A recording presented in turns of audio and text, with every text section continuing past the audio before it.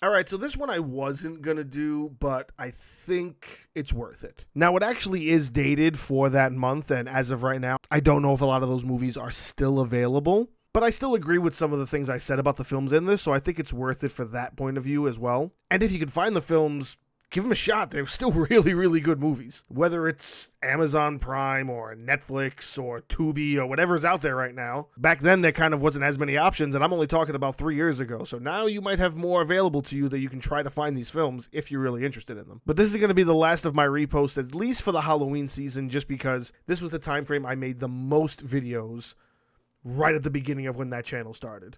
So I hope you liked any of the videos I've re-uploaded from that past channel. If you did, thank you so much. I really appreciate you. Like the video if you enjoyed it at least. That really helps me out. And more videos are coming soon, so stay tuned for that. Thank you so much again for the support. And for one final time, at least for Halloween, my name is Jesse, and if Flix could talk, here's what they would say.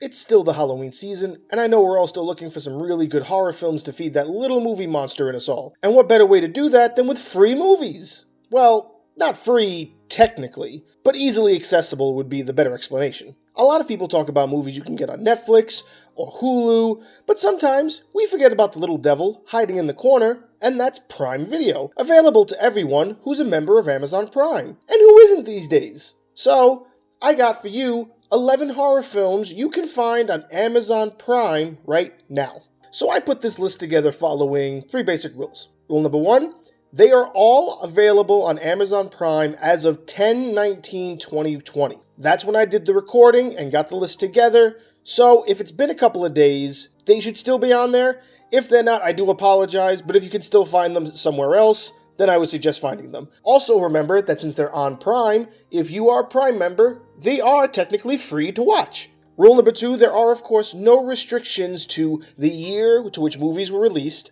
There are no restrictions to the subgenres underneath the horror umbrella to which these movies fall, except for the one obvious thing I usually try to keep out, and that's comedy horror. And rule number 3, I try not to mention films I've already spoken about. There are enough great films out there to make sure that they get mentioned at least once, but making lists and talking about the same film over and over again isn't what I want to do. And this goes for all of my content moving forward. So all of these films have not been mentioned yet. So let's get right into it with The Collector from 2009. And I've said this before, if you watch my videos, you will hear me say this a lot. I love it when movies put 2 things together that have never been done before and they make it work. This is that sort of film. Imagine you go to rob your rich boss's house. Then you get caught up in another scheme where your boss's house has been rigged up with traps from a maniac trying to catch and torture your boss. Not even just knowing the people. Imagine you went to rob any house, and you walked in on some crazy shit like this from right out of the Saw movie, or even a twisted version of Home Alone. But you aren't supposed to be there. So now, you gotta be the good guy. Here's a little trivia about this film too. It was originally titled The Midnight Man, and was pitched as being a Saw prequel, which is very understandable if you watch the film. Eventually, it was brought out and rewritten to be its own standalone project with a sequel. The first film is available on Prime right now. The second one isn't, but I do recommend it if you can find a way to watch that one. But yeah, definitely watch this first one. Next up, The Houses October Built. Of course, there's going to be a mockumentary, found footage style film on this list. Of course there is. This movie is, of course, unique. It follows a bunch of friends who go around the country checking out various haunted houses and attractions. Their purpose? Mainly to record the evolution of the haunted house throughout history in America. They visit some really cheap ones and a few really well-made ones, until they find out about one that is so secret they need a special invitation to experience it. Guess what? Yeah, they get invited. Of course they get invited. It was left with an ending that didn't 100% resolve the story, but there is a sequel. That sequel does kind of fill in the spaces, and it's just as good. Guess what? They're both on Prime, so you can go watch those right now. Next up, We Are Still Here from 2015. This is a typical haunted house story, but there is a lot more etched into the reasoning to why this particular house is haunted. A couple move into a new home after the death of their son, and they try to get on with their lives. What they don't know is that the house wakes up every 30 years and demands a sacrifice. The twist? Ha!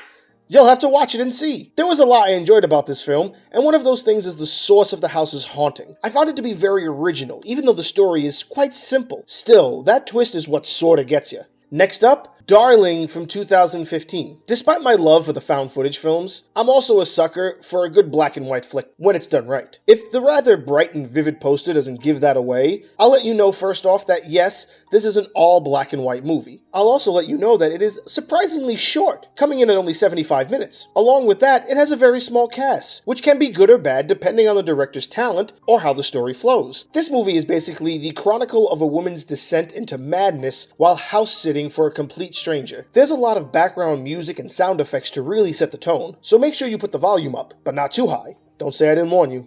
And let's keep it going with The Taking of Deborah Logan from 2014. Yes, another found footage film because I have the biggest soft spot for this genre. And I'm sure you've heard someone mentioned or recommend it somewhere. They are right, and you should listen to them if you don't want to take my word for it. There's nothing scary than the idea of losing a piece of yourself, but watching a loved one go through it is even worse. This crew comes in to document a woman on her trials and tribulations with Alzheimer's disease, but they get a whole lot more than what they bargained for. It's definitely a unique take on losing your mind and portrayed well in this mockumentary style. Alright, probably one of my favorites on this list, Unsane from 2018. This is a mindfuck of a film. Such a unique story. A woman tries to escape a stalker and is instead thought to not be in her right mind, so she is committed until she can prove her sanity. It's the tale of no one believes me until it's too late. And here's a small piece of trivia. This movie was filmed entirely on an iPhone 7 Plus. Seriously, look it up. It makes you wonder if they can make a movie this good with just a phone and some editing. There's really no excuse for how some other films turn out. Now, this one might be a classic for me, maybe not for you. I don't know if you've seen it, but Grave Encounters from 2011. One of my favorite found footage films ever. This is a great story of what arrogance gets you. It's set in the behind-the-scenes fashion of an actual ghost hunting show. This movie is great from the beginning to the ending. It has its own following of people who have heard of it and enjoy it. I rarely hear anything negative about it. It does have a sequel, which is also on Prime, but I don't think that one is as good. Maybe you might find it worth watching if you like this one, but I definitely suggest watching the first one. Let's keep going with The Prodigy from 2019. A more recent film with a very unique twist to a possession story. A boy reaches a certain age when he starts becoming possessed by the spirit of a dead serial killer. The biggest part of the possession is the concept of forced reincarnation, I guess I could call it. Think of how Chucky used voodoo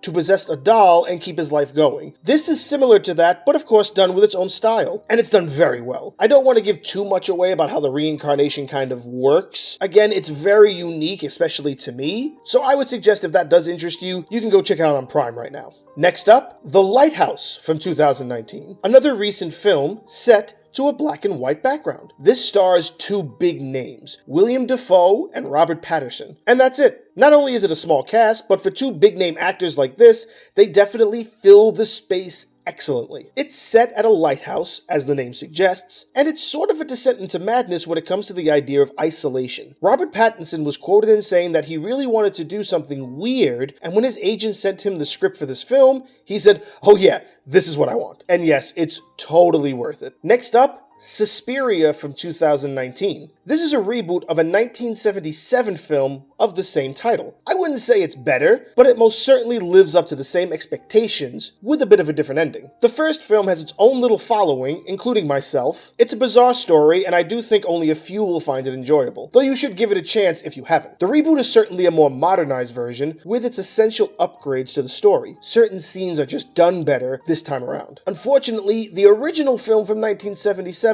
isn't on Prime, but if you can find it, I definitely recommend watching both, but at least you can watch this one on Prime right now. And last but not least, Wish Upon from 2017. You like the idea of making wishes. Do you like the idea of your wishes coming true? Probably. Do you like the idea of making sacrifices for your wishes?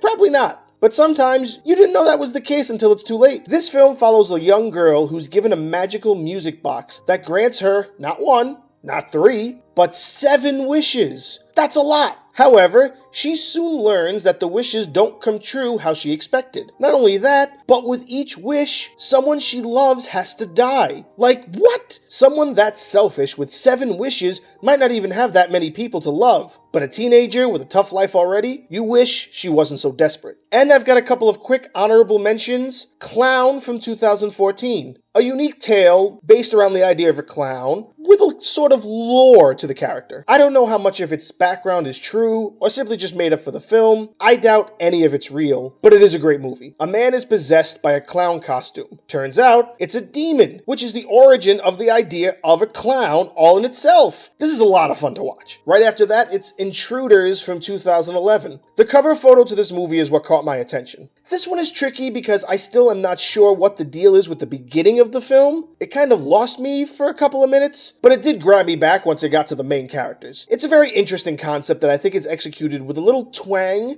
in comparison to your normal boogeyman story, and I think that's what makes it stand out. Finally, after that, it's Cube from 1997, the oldest film on the list, and one that I don't feel gets enough recognition for being the first of its kind. Not necessarily the gore film, but just the idea of waking up and being trapped and no one knows who you are, and you're in a giant box. A cube, if you will. And you gotta work together to get out. But each cube is rigged. It's a damn good movie, and it's a lot of fun to watch. It's got 2 sequels that I haven't sat through yet, but they are all available here, and there is a catch that I have to tell you about. These honorable mentions didn't make the main list simply because they aren't technically on Prime. If you're a Prime member, you do get these films, but they are provided through IMDb TV. For those who don't know, IMDb was brought by Amazon. They are now connected services. So these films are free to watch, but it's through the IMDb TV connection. The difference? It has ads scattered throughout the film. It would be like watching it on a regular cable network channel like TBS or AMC. If you don't mind the ads, they're still worth watching, and they're still free.